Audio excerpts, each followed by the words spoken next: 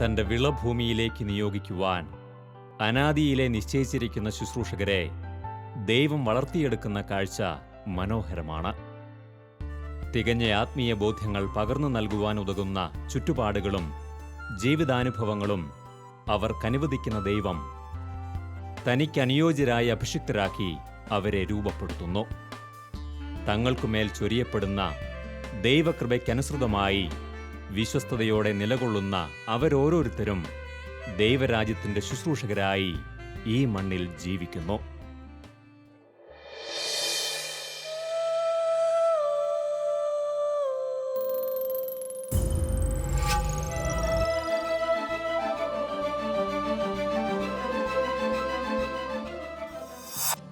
അഭിവന്യ മാർ ജോർജ് ഞരളക്കാട്ട് പിതാവ് തൻ്റെ പ്രവർത്തന ശൈലികളും സ്നേഹശീലവും കൊണ്ട് കേരള സഭയിൽ ഏറെ ശ്രദ്ധേയനാണ്.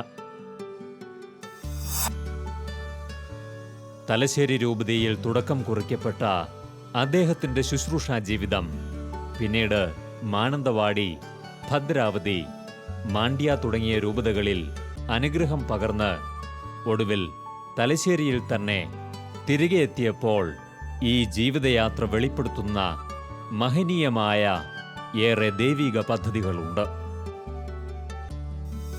അഭിവന്യ ജോർജ് ഞരളക്കാട്ട് പിതാവ് തൻ്റെ ദൈവവിളിയുടെ പശ്ചാത്തലത്തെക്കുറിച്ച് ചിന്തിക്കുമ്പോൾ അവിടെ വ്യക്തമാകുന്ന ഒരനുഗ്രഹീത കുടുംബത്തിൻ്റെ മിഴിവാർന്ന ചിത്രമുണ്ട്. തന്നെ ഒരഭിഷിക്തനായി രൂപപ്പെടുത്തിയ കുടുംബാന്തരീക്ഷത്തെക്കുറിച്ച് അദ്ദേഹം സ്മരിക്കുന്നു. ജീവിതത്തിൽ തിരിച്ചറിവുണ്ടാകുന്ന ചെറിയ പ്രായം മുതൽ തന്നെ ദൈവവിളിയോടും സമർപ്പിതരോടും തികഞ്ഞ ബഹുമാനത്തിലും സ്നേഹത്തിലും വളർന്നു വരുവാനായി ലഭിച്ച സാഹചര്യങ്ങൾ അഭിവന്യ പിതാവിന് ദൈവം നൽകിയ മഹത്തായ ദാനങ്ങളായിരുന്നു. 4ാം ക്ലാസ് വിദ്യാർത്ഥിയായിരിക്കുമ്പോൾ മുതൽ തൻ്റെ ഉള്ളിൽ ദൈവവിളിയോടുള്ള താൽപ്പര്യം രൂപപ്പെട്ടിരുന്നുവെന്ന് അഭിവന്യ പിതാവ് ഓർമ്മിക്കുന്നു.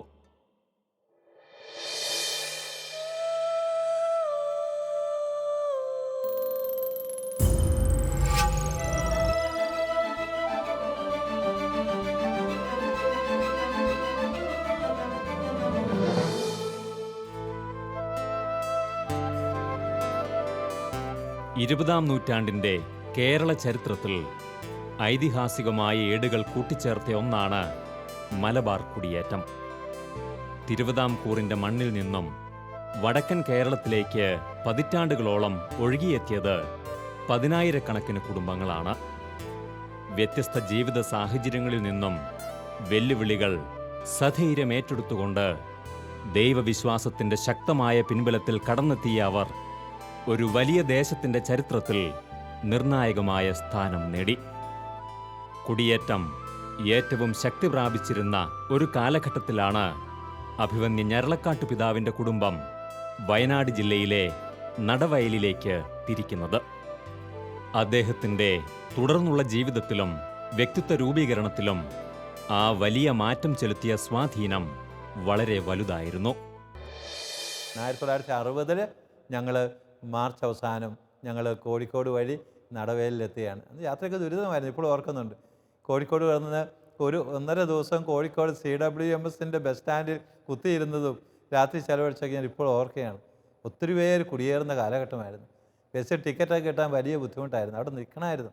പിന്നെ എങ്ങനെയോ അവരൊക്കെ പോയി സംഘടിപ്പിച്ച ടിക്കറ്റ് കിട്ടി ബസ്സിൽ യാത്ര പുറപ്പെടുന്ന ഞാൻ ഓർക്കുകയാണ്. കോഴിക്കോട് നിന്ന് പനമരത്തേക്കുള്ള യാത്ര എത്ര മണിക്കൂറായിരുന്നത് എനിക്ക് അറിഞ്ഞുകൂടാ. പക്ഷേ ഞാൻ ഇപ്പോൾ ഓർക്കുന്നുണ്ട്, താമരശ്ശേരി കഴിഞ്ഞ് ചുരം അങ്ങോട്ട് കയറി വരാൻ നേരത്ത് കണ്ടക്ടർ പറയുകയാണ്, എല്ലാവരും നിലത്ത് പടിഞ്ഞിരുന്ന് തലയൊക്കെ താഴ്ത്തി വെച്ച് ആരും പുറത്തേക്ക് ഇടരുത്. എന്തോ ഭീതിപ്പെടുന്ന ഒരു അനുഭവം. പിള്ളേരായി ഞങ്ങൾ ഇടയ്ക്കൊന്ന് പൊങ്ങി നോക്കും, അപ്പോൾ കാടും മേടും ഒക്കെയാണ്, ഇടുങ്ങിയ റോട്ടിൽ കൂടെ കയറി വരിക. അപ്പോൾ കുഞ്ഞുനാളിലെ അനുഭവങ്ങളാണ്. ഞങ്ങൾ വയനാട്ടിൽ വന്നു, വയനാട്ടിൽ നടവൽ എന്ന സ്ഥലത്ത് താമസമാക്കി. ഒരു പുതിയ അനുഭവമായിരുന്നു, ഒരു കുടിയേറ്റത്തിന് മറ്റൊരു അനുഭവമായിരുന്നു. അന്ന് ശരിക്കും എനിക്ക് 13 വയസ്സുണ്ട്. അപ്പോൾ ഞാൻ 7ാം ക്ലാസ് കഴിഞ്ഞിരിക്കുന്ന അവസരമാണ്. അതൊക്കെ ഞാൻ ശരിക്കും ഓർക്കുകയാണ്.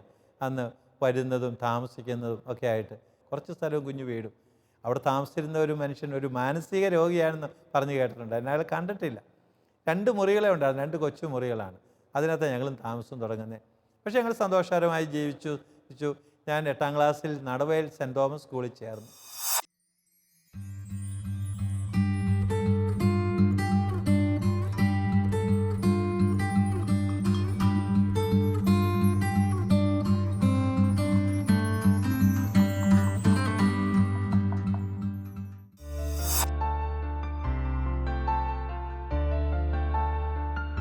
പതിമൂന്നാം വയസ്സിൽ തികച്ചും വിഭിന്നമായ ഒരു ജീവിത സാഹചര്യത്തിലേക്ക് പറിച്ചു നടപ്പെട്ട അഭിമന്യ പിതാവിന്റെ ബാല്യകാലം തികച്ചും അനുഗ്രഹീതമായാണ് പുതിയ ദേശത്ത് മുന്നേറിയത്.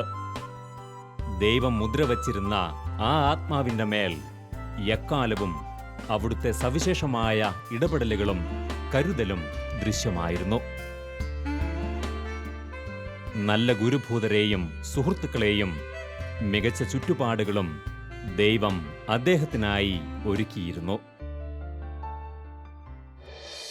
പുതിയ സ്കൂള്, പുതിയ അനുഭവങ്ങളാണ്, പുതിയ സാറുമാരായിരുന്നു. പക്ഷേ അവരൊക്കെ നല്ല മനുഷ്യരായിരുന്നു. ഞാൻ ഓർക്കുകയാണ്, ഞങ്ങളുടെ ഹെഡ് മാസ്റ്റർ ആയിരുന്നു അന്ന് ദിവംഗതനായ ബഹുമാനപ്പെട്ട ജോൺ മണ്ണനാലച്ചനായിരുന്നു. അച്ഛൻ ഒത്തിരിയേറെ സ്കൂളുകളിലെ ഹെഡ് മാസ്റ്ററൊക്കെ ആദ്യം നടവേൽ സ്കൂൾ പിന്നീടൊക്കെ ആയത് ഓർക്കുകയാണ്. ഞങ്ങളുടെ വിചാരിച്ചനായിട്ടുണ്ടായിരുന്നത് അന്ന് തോമസ് കരിങ്ങാട്ടിൽ എന്ന് പറഞ്ഞ അച്ഛനായിരുന്നു. അപ്പോൾ ഇവരൊക്കെ വളരെ സ്വാധീനം ഞങ്ങളുടെ മേൽ ചെലുത്തിയത് ഓർക്കുന്നുണ്ട്. പ്രത്യേകിച്ച് തോമസ് കരിങ്ങാട്ടിൽ അച്ഛന് എല്ലാ പിള്ളേരോടും ഭയങ്കര സ്നേഹമായിരുന്നു. ഭയങ്കര അരിശക്കാരനായിരുന്നു അച്ഛൻ. ഇപ്പോൾ ഞാൻ ഓർക്കുകയാണ്, ചുണ്ടിക്കാരനായിരുന്നു. എന്നാലും പിള്ളേരോടൊക്കെ ഭയങ്കര സ്നേഹമായിരുന്നു. പ്രത്യേകിച്ച് അൾത്താര ബാലന്മാരെയൊക്കെ ഒരുമിച്ച് കൂട്ടായിരുന്നു. ഞാൻ അവിടെ ചെന്നും കുർബാനയ്ക്കൊക്കെ കൂടാൻ തുടങ്ങി. നല്ലൊരു കൂട്ടുകാർ ഞങ്ങൾക്ക് ഉണ്ടായിരുന്നു. എല്ലാം മിടുക്കരായ നല്ല കൂട്ടുകാർ. ആരും ഒരു ഗുരുത്തക്കേട് കാണിക്കുന്നവരായിരുന്നില്ല. കുർബാനയിലൊക്കെ വളരെ ആവേശപൂർവ്വം പങ്കെടുക്കുക, നന്നായിട്ട് പോകുന്ന, അങ്ങോട്ടും ഇങ്ങോട്ടും പ്രോത്സാഹിപ്പിക്കുന്ന നല്ല തിളക്കമാർന്ന കൂട്ടുകാരുണ്ടായിരുന്നു അന്നത്തെ കാലത്ത്. ഓർക്കുകയാണ് ഇപ്പോൾ ഞാൻ ഓർക്കുക, അതിലൊരു കൂട്ടുകാരൻ പെട്ടെന്ന് മഞ്ഞപ്പിത്തം പിടിച്ച് മരിച്ചു പോയപ്പോൾ ഞങ്ങൾക്കെല്ലാം ഏറെ സങ്കടകരമായിരുന്നു എന്ന് ഓർക്കുകയാണ്. അങ്ങനെ ഞങ്ങൾ വളർന്നു വന്നു. 8, 9, 10 ക്ലാസ്സുകൾ നടവയിലാണ് പഠിച്ചിരുന്നത്. നടവയിലെ അധ്യാപകർ വളരെ സ്വാധീനം എൻ്റെ ജീവിതത്തിൽ ചെലുത്തിയിട്ടുണ്ട്. ഞങ്ങളുടെ അസിസ്റ്റൻറ്റ് ഹെഡ് മാസ്റ്റർ ആയിരുന്ന ജോർജോസ് സാറ്, കല്ലിങ്കൽ സാറ് അവസരം കിട്ടുമ്പോഴൊക്കെ കുർബാനയ്ക്ക് കൂടാൻ വരുമായിരുന്നു. സാറ് നല്ല പാട്ട് പാടുകയൊക്കെ ചെയ്യുമായിരുന്നു. ധൂമക്കുറ്റിയൊക്കെ എടുത്ത് വീശുന്നിങ്ങനെ ഞങ്ങൾ കൃത്യം ഓർക്കുകയാണ്. സാറ് അന്നത്തെ കാലത്തൊക്കെ മുണ്ടാണ് എല്ലാവരും എടുത്തു വരുന്നത്, അധികം പേരും. പക്ഷെ സാറ് ഇടയ്ക്ക് ഫാൻസൊക്കെ ഇട്ട് വരുമായിരുന്നു. സാറിൻ്റെ വസ്ത്രധാരണവും പെരുമാറ്റവും ഒക്കെ ഞങ്ങൾ പ്രത്യേകം ശ്രദ്ധിച്ചിട്ടുണ്ട്. ഈ സാറിനെ പറ്റി ധാരാളം നന്മ പറഞ്ഞ് കേൾക്കുമായിരുന്നു. ഞാനാണെങ്കിൽ സ്വയമേ മാത്തമാറ്റിക്സ് പഠിക്കാൻ എനിക്ക് അത്ര വലിയ ഇഷ്ടമില്ലായിരുന്നു. എനിക്ക് വിഷമമായിരുന്നു കണക്ക് പഠിക്കാനായിട്ട്. പലപ്പോഴും ഞാൻ കണക്കിൽ തോറ്റിട്ടുണ്ട്, ഉള്ള കാര്യം സത്യമായിട്ട് പറയുകയാണ്. പക്ഷേ ഈ ജോർജോസ് സാറ് 8ാം ക്ലാസ് വന്നു കഴിഞ്ഞത്തേക്കും കണക്ക് പഠിപ്പിക്കാൻ സാറായിരുന്നു കണക്കിന് മാസ്റ്റർ. എല്ലാ കുട്ടികളെയും കണക്ക് ചെയ്യാനൊക്കെ വിളിച്ചു ബോർഡിൻ്റെ അരികിലേക്ക് കൊണ്ടുപോയി. എനിക്കും പേടിയായിരുന്നു, എന്നെയും വിളിക്കും സാറ് കണക്ക് ചെയ്യാനായിട്ട്. ഒരു ദിവസം പ്രതീക്ഷ ഇരുന്ന പോലെ എന്നെ വിളിച്ചു, NV എണീറ്റ് വരാൻ പറഞ്ഞു. NV ചെന്ന് കണക്ക് ചെയ്യാൻ ബോർഡെ കണക്കിട്ട് തന്നു. എനിക്കവിടെ ചെയ്യാൻ പറ്റത്തുള്ളൂ, എനിക്കറിഞ്ഞുകൂടായിരുന്നു. സാറ് എന്നെ പെൻസിൽ കൂട്ടി എൻ്റെ കൈക്കിട്ട് ഇങ്ങനെ ഇവിടെ പിടിച്ച്, ഞാൻ ഇപ്പോഴും ഓർക്കുകയാണ്, പിടിച്ച് തിരുമ്മിക്കൊണ്ട് പറഞ്ഞു, നിന്നെ കണക്ക് പഠിപ്പിക്കാതെ ഞാൻ വിടുന്ന പ്രശ്നമില്ലടാ മോനെ എന്ന് പറഞ്ഞു. അതെനിക്ക് നല്ല വേദനയെടുത്തു ശരിക്കും. എന്നാലും എനിക്ക് ആ സാറിനോട് ഇഷ്ടമായിരുന്നു. ഞാൻ പതുക്കെ കണക്ക് പഠിക്കാൻ തുടങ്ങി. സാറും എന്നെ സഹായിച്ചു. ഞാനിപ്പോൾ സ്നേഹത്തോടെ ഓർക്കുകയാണ്, എനിക്ക് SLCക്ക് ഏതാണ്ട് 80 മാർക്ക് നേടിയെടുക്കാൻ പറ്റിച്ചു. സമയം ഉണ്ടായിരുന്നെങ്കിൽ കുറച്ചുകൂടെ പറ്റായിരുന്നെങ്കിൽ. അപ്പോൾ ആ അധ്യാപകരുടെയൊക്കെ നല്ല മാതൃകകൾ, അവർ ഞങ്ങളുടെ കുട്ടികളുടെ കാര്യത്തൊക്കെ എത്രയോ താല്പര്യം എടുത്തൊക്കെ ഇപ്പോൾ ഓർക്കുകയാണ്. ഒരുപക്ഷെ ഇന്നത്തെ അധ്യാപകർക്കും പാഠമാക്കാവുന്ന അധ്യാപകരാണ് അവരൊക്കെ.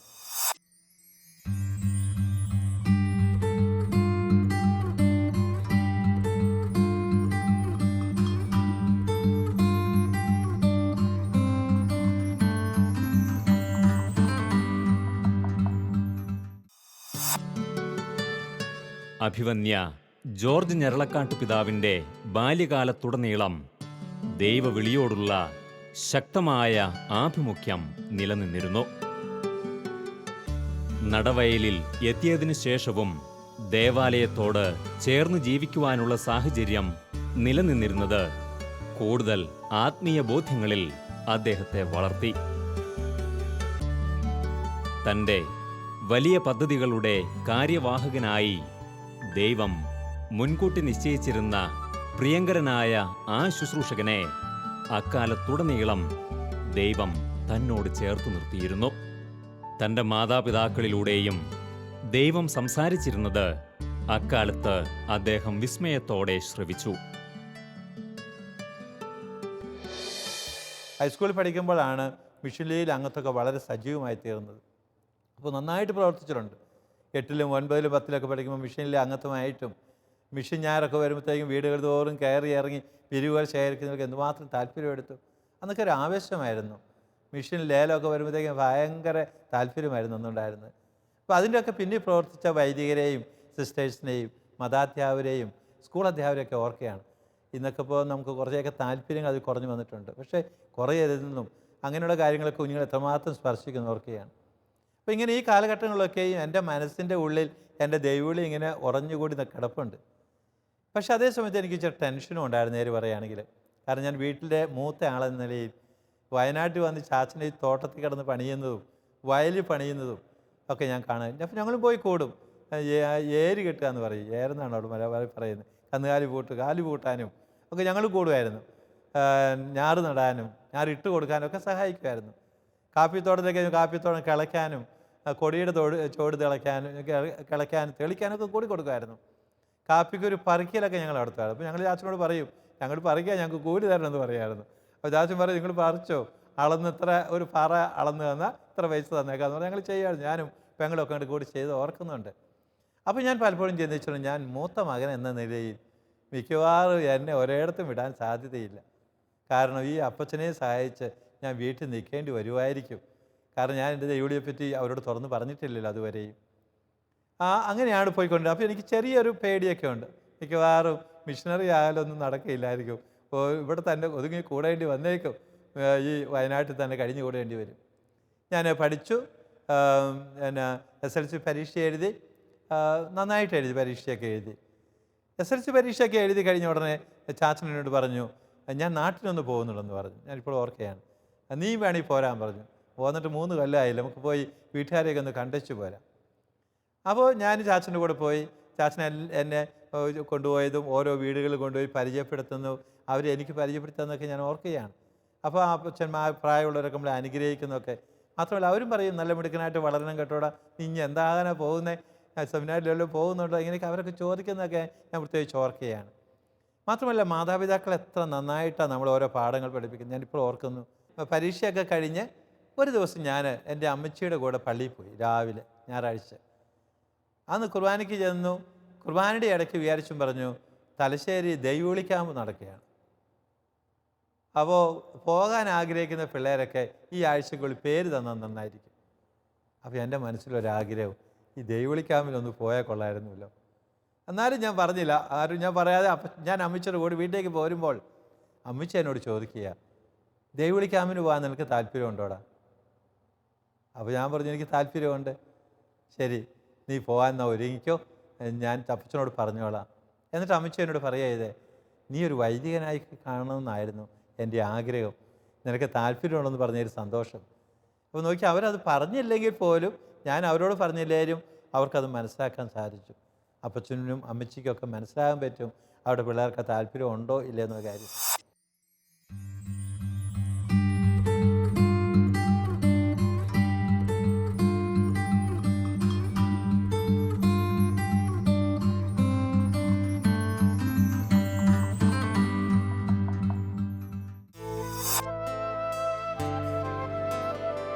തൻ്റെ തെരഞ്ഞെടുക്കപ്പെട്ട ഒരു ശുശ്രൂഷകനെ വിസ്മയനീയമായി വഴി നടത്തിയ ദൈവം ഒരു ശരിയായ തെരഞ്ഞെടുപ്പിൻ്റെ ഘട്ടത്തിൽ പൂർണ്ണബോധ്യത്തോടെ അവനെ എത്തിക്കുകയായിരുന്നു. ദൈവവിളിയിലേക്കുള്ള അഭിമന്യ പിതാവിൻ്റെ യാത്ര വലിയ ദൈവിക കൃപയുടെ ശക്തിയാൽ ആയാസരഹിതമായിരുന്നു.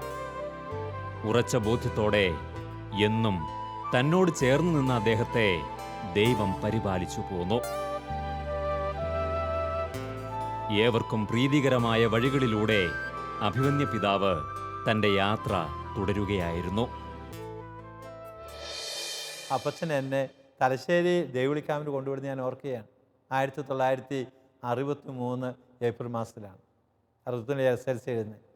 ഇവിടെ വന്നപ്പോൾ ഞങ്ങളുടെ ദൈവവിളി ക്യാമ്പിന് വന്നത് ആരാണെന്നറിയാവോ? അന്നത്തെ കാലത്ത് പ്രഗത്ഭനായ ഒരു മനുഷ്യനായിരുന്നു, ഒരു വൈദികൻ. മോൺസിഞ്ഞോർ തോമസ് മൂത്തേടനായിരുന്നു. അദ്ദേഹമാണ് ആദ്യമായിട്ട് നമ്മുടെ ബൈബിൾ മലയാളത്തിലേക്ക് തർജ്ജമ ചെയ്ത ഒരാളാണ്. മാത്രമല്ല മൂവാറ്റുപുഴ നിർമ്മല കോളേജിൻ്റെ പ്രിൻസിപ്പളായിരുന്നു. ആ വളരെ പ്രഗത്ഭനായൊരു വ്യക്തിത്വമായിരുന്നു ധ്യാനിപ്പിക്കാൻ വന്നത്. അദ്ദേഹത്തിൻ്റെ ധ്യാനമൊക്കെ കൂടി ഞങ്ങൾ ഓർക്കുകയാണ്. കുറേ ദിവസം കഴിഞ്ഞപ്പോൾ ഞങ്ങൾക്ക് ഇൻ്റർവ്യൂവിന് കാർഡ് വന്നു. സെമിനാരി ചേരുന്നതിനായിട്ട് ഇൻ്റർവ്യൂവിന് കാർഡ് ഇങ്ങനെ വന്നു. ഇൻ്റർവ്യൂവിന് ഞാനും ചാച്ചനും കൂടിയാണ് വന്നത്, ഇപ്പോൾ ഓർക്കുകയാണ്. പിതാവിൻ്റെ അടുക്കൽ ഇൻ്റർവ്യൂവിന് ചെന്നു.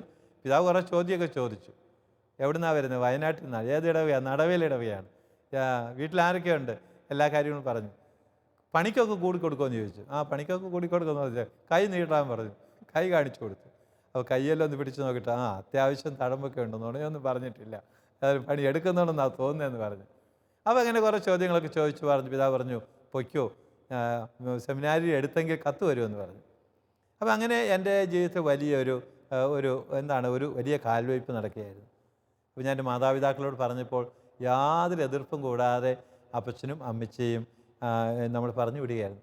ഞാൻ പിന്നീട് മനസ്സിലാക്കി, ഞാൻ വൈദികനായി കഴിഞ്ഞൊക്കെ പലരും എന്നോട് പറഞ്ഞ് ഞാൻ ഓർക്കുകയാണ്, ഞാൻ കുഞ്ഞായിരുന്നപ്പോൾ എൻ്റെ അമ്മച്ചിയോട് ചോദിച്ചത്രേ, മാർപ്പാപ്പയെ കാണാൻ പറ്റുമോ അമ്മച്ചിന്ന്. അപ്പോൾ അമ്മച്ചി പറഞ്ഞു, ഒരു വൈദികനായി കഴിഞ്ഞാൽ റോമിലോ എല്ലായിടത്തൊക്കെ പഠിക്കാനൊക്കെ പോകാൻ പറ്റുകയാണെങ്കിൽ ചിലപ്പോൾ മാർപ്പാപ്പയെ കാണും. അമ്മ ഇത് പറഞ്ഞെന്നോ ഞാൻ ചോദിച്ചതെന്നോ എനിക്കറിഞ്ഞുകൂടായിരുന്നു. ഞാൻ വൈദികനായതിനു ശേഷം എൻ്റെ ഇളാമ്മമാരാരോ പറഞ്ഞു, അമ്മച്ചി അങ്ങനെ അവരോട് പറഞ്ഞിട്ടുണ്ട് കേട്ടിട്ടുണ്ട്. അപ്പോൾ നോക്കി അങ്ങനെ ഒരിഷ്ടം കുഞ്ഞുനാളിലൊക്കെ അമ്മച്ചിയൊക്കെ അങ്ങനെ പറഞ്ഞ ഒരു വാചകമായിരിക്കാം എനിക്ക് പിന്നീട് ആ ദൈവവിളി തന്നെ കിട്ടാനുള്ള സാധ്യത ഉണ്ടായത് വിചാരിക്കുകയാണ്.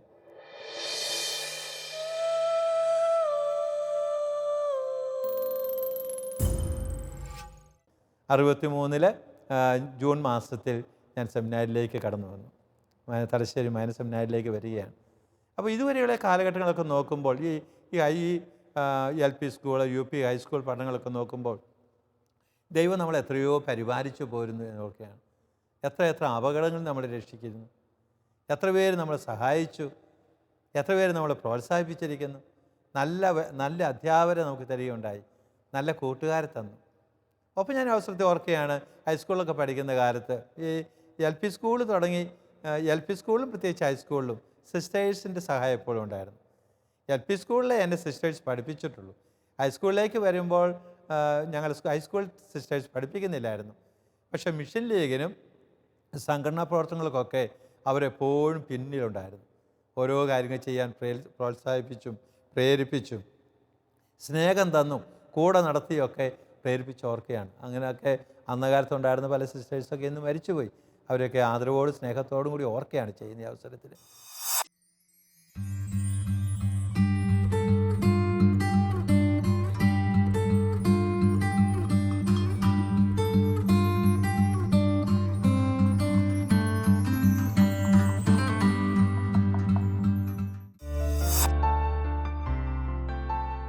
അഭിവന്യ ജോർജ് ഞരളക്കാട്ട് പിതാവ് തൻ്റെ ദൈവവിളിയുടെ വഴികളെക്കുറിച്ച് ചിന്തിക്കുന്നത് ഏറെ കൃതജ്ഞതയോടെയാണ്.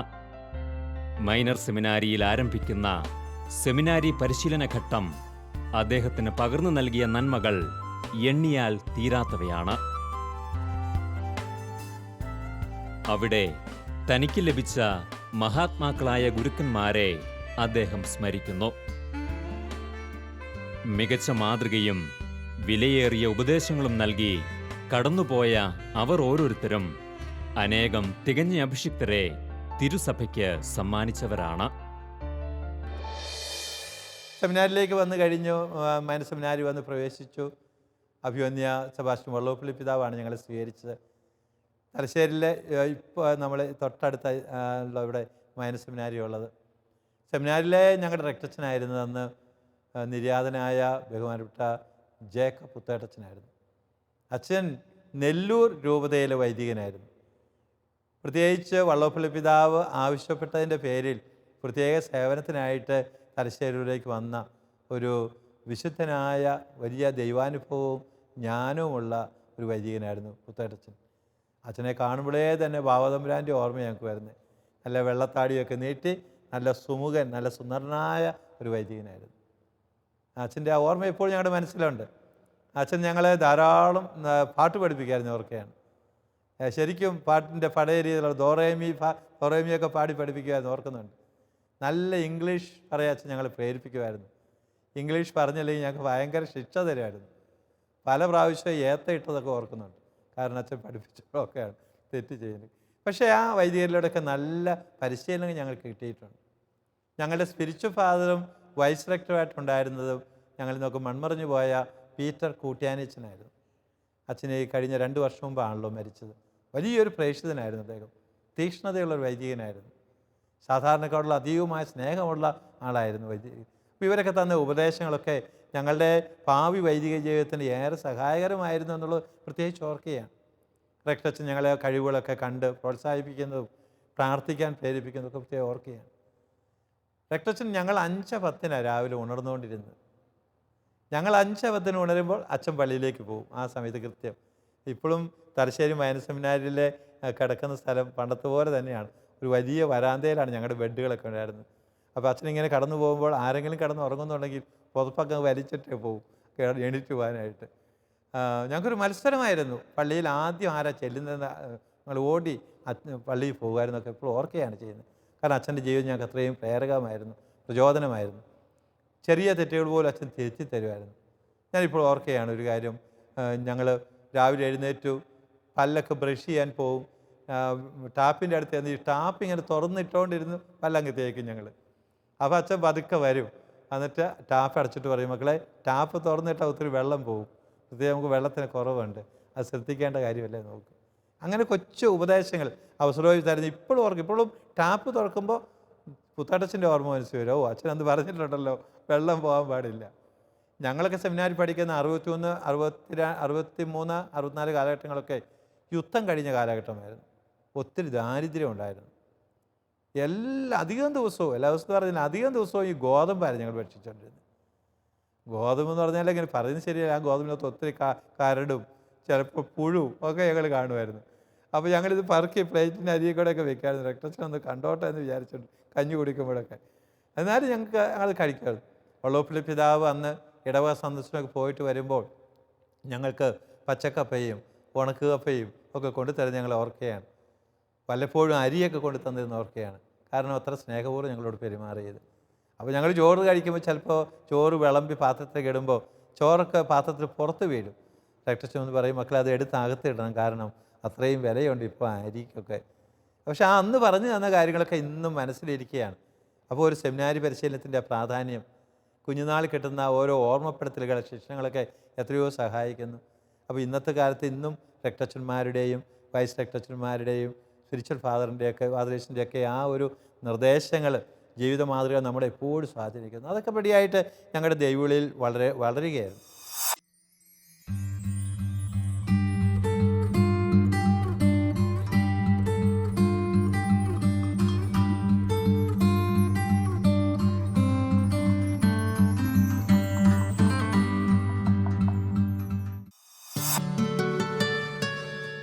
സെമിനാരി വിദ്യാഭ്യാസ കാലവും അനുഭവങ്ങളും അഭിവന്യ പിതാവിന്റെ ഹൃദയത്തിൽ മായാത്ത മുദ്ര പതിപ്പിച്ചവയാണ്. കുടിയേറ്റ പിതാവായി അറിയപ്പെട്ടിരുന്ന അഭിവന്യ സെബാസ്റ്റ്യൻ വള്ളോപ്പള്ളി പിതാവും അക്കാലത്ത് ഇടപെട്ടിരുന്ന വൈദികരുമെല്ലാം അദ്ദേഹത്തിൽ ശക്തമായ സ്വാധീനം ചെലുത്തി. ജീവിത ലാളിത്യവും സ്നേഹമനോഭാവവും തുടങ്ങി ഏറെ നന്മകൾ ആ ഹൃദയത്തിൽ നിറയ്ക്കുവാൻ ദൈവം അനേകരെ ഉപകരണമാക്കി.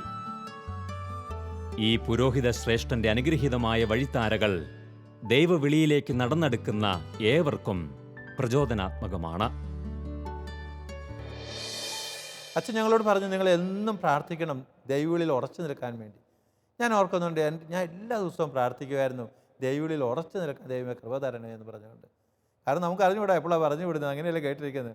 വല്ല ഗുരുത്തക്കേട് കാണിച്ചാൽ പറഞ്ഞു വിടും, പരീക്ഷ ജയിച്ചാൽ പറഞ്ഞു വിടും, കോപ്പി അടിച്ചാൽ പറഞ്ഞു വിടും. ഇങ്ങനൊരു പേടി ഉണ്ടായിരുന്നു. എന്നാലും എന്നും പ്രാർത്ഥിക്കുമായിരുന്നു, ദൈവവിളിയിൽ ഉറച്ചു നിൽക്കാൻ കൃപ തരണമെന്ന്. പക്ഷേ അച്ഛന്മാർ രണ്ടുപേരുടെയും ജീവിതം, പുത്തേട്ടച്ചൻ്റെയും പീറ്റച്ചൻ്റെയൊക്കെ ജീവിതം ഞങ്ങൾ ഒത്തിരി സ്വാധീനിച്ചു. പുത്തേട്ടച്ചൻ ഞങ്ങളോട് പറഞ്ഞു, ഇപ്പോൾ ഓർക്കുകയാണ്, നിങ്ങൾ ഭാവിയിൽ വൈദികരായി കുമ്പസാരക്കൂട്ടിലൊക്കെ പോയിരിക്കുമ്പോൾ പൗഡറിൻ്റെയും സ്പ്രേയുടെയും ഒന്നും മണമൊന്നും അല്ല നിങ്ങളിന്ന് വരേണ്ടത്. അതൊക്കെ നമ്മൾ ഒഴിവാക്കണം. വേർപ്പിൻ്റെ മണം വന്നാലും വേണ്ടില്ല, നിങ്ങൾ നന്നായി അധ്വാനിക്കണം, കഷ്ടപ്പെടണം. തൻ്റെ ജീവിതം മുഴുവൻ രൂപതയ്ക്ക് വേണ്ടി അധ്വാനിച്ച കഷ്ടപ്പെട്ട വൈദികനായിരുന്നു കൂട്ടിയാനിയച്ചൻ. അതോടൊപ്പം തന്നെ പിതാവ് വള്ളോപ്പള്ളി പിതാവ് ഇടയ്ക്കൊക്കെ സെമിനാരി വരുന്ന ഓർക്കുകയാണ്. നടക്കാൻ വരും. പിതാവ് കടൽ തീരത്തോടെ നടന്ന് സെമിനാരിലേക്ക് കയറി വരും. സെമിനാരിലെ കെട്ടിടങ്ങളെല്ലാം പരിസരം എല്ലാം നടന്ന് കാണും. അപ്പോൾ അവിടെ എവിടെയെങ്കിലും എന്തെങ്കിലും വൃത്തികേടായിട്ടുണ്ടെങ്കിൽ ഉടനെ ഞങ്ങളെ വിളിക്കും, വെറുതെ കഴിഞ്ഞ് വന്നേ. ഇപ്പോൾ ഉദാഹരണം ചിലപ്പോൾ ഈ കടൽ തീരമായതുകൊണ്ട് കാക്കയൊക്കെ വന്ന് കാഷ്ടിച്ച് വയ്ക്കും. അപ്പോൾ ഞങ്ങളോട് പറയും അതൊന്ന് തുടച്ച് കളഞ്ഞ് വൃത്തിയാക്കിയിട്ട്. അപ്പോൾ അതിലൂടെയൊക്കെ ഞങ്ങൾക്ക് കിട്ടിയ ഒരു പരിശീലനം, എവിടെയെങ്കിലും വൃത്തികേടായിട്ട് കിടക്കുന്നത് കണ്ടാൽ അത് വൃത്തിയുള്ളതാക്കി തീർക്കണം, നല്ല സ്ഥലമൊക്കെ നല്ല മനോഹരമായിട്ട് കിടക്കണം എന്നുള്ള പിതാവിൻ്റെ ചിന്തയായിരുന്നു. വള്ളോപ്പള്ളി പിതാവ് ഞങ്ങൾക്ക് വലിയ പ്രചോദനമായിരുന്നു അന്നത്തെ കാലത്ത്. കാരണം പിതാവിൻ്റെ ജീവിതം വളരെ ലളിതമായ ജീവിതമായിരുന്നു. ആ കാലഘട്ടത്തിൽ പ്രത്യേകിച്ചും പിതാവ് പിന്നീട് ഞങ്ങൾ മേൽ സെമിനാരിലൊക്കെ പഠിക്കുമ്പോൾ വള്ളോപ്പള്ളി പിതാവ് വരുന്നുണ്ടെന്ന് പറഞ്ഞാൽ പിള്ളേർക്ക് വലിയ ആവേശമാണ്. എല്ലാവരോടും വർത്തമാനം പറയും, കതറൊക്കെ ഇട്ട് പിതാവ് വരുന്നത് ലളിതമായ ഇടപെടലുകളായിരുന്നു.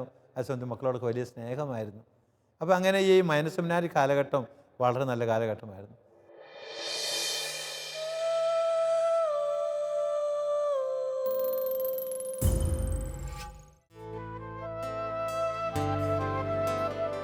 ദൈവത്തിൻ്റെ കരം പിടിച്ച് ഉറച്ച കാലടികളോടെ ജീവിതത്തിൽ മുന്നേറിയ ഒരു ശുശ്രൂഷകൻ.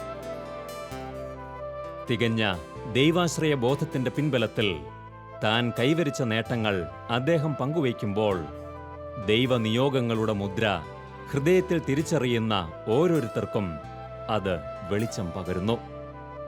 എന്നും അനേകാത്മാക്കൾക്ക് ശക്തി പകർന്ന ഈ ശുശ്രൂഷകന്റെ വഴികളിൽ അനന്തമായ ദൈവകൃപ പ്രകാശം ചൊരിയുവാനായി നമുക്ക് പ്രാർത്ഥിക്കാം.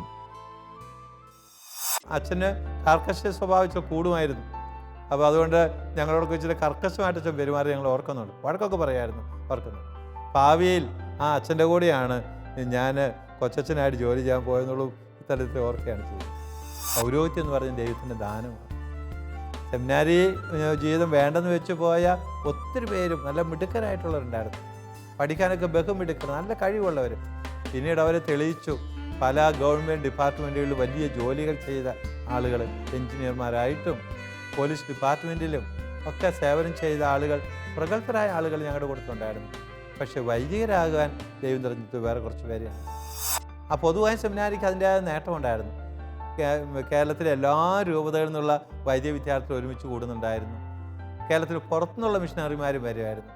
അപ്പോൾ ലത്തീൻ രീതിയിൽപ്പെട്ടവരും മലങ്കര രീതിയിൽപ്പെട്ടവരും സുറിയാൻ രീതിയിൽപ്പെട്ടവരും എല്ലാവരും കൂടെ നല്ല ബന്ധമായിരുന്നു. അതിൻ്റെ ഫലമായിട്ട് ഇന്നും എവിടെ ചെന്നാലും നമുക്ക് ധാരാളം കൂട്ടുകാരൊക്കെ ഉണ്ട്. ഓരോ ദൈവവിളിയുടെയും പിന്നിൽ മറ്റൊരു സാക്ഷ്യമുണ്ടെന്ന് പറഞ്ഞപ്പോൾ നമ്മൾ ദൈവവിളിയിലേക്ക് പ്രോത്സാഹിപ്പിക്കുന്ന മറ്റുള്ളവരുടെ ജീവിതമായിരിക്കാം. ചിലപ്പോൾ നമ്മുടെ മാതാപിതാക്കൾ, സഹോദരങ്ങളോ, വൈദികരോ, സമർപ്പിതരോ, ഗുരുഭൂതന്മാരൊക്കെ അതിനകത്ത് വരും. ഓരോ വിളിയുടെ പിന്നിലും ഒരു സാക്ഷ്യമുണ്ട്.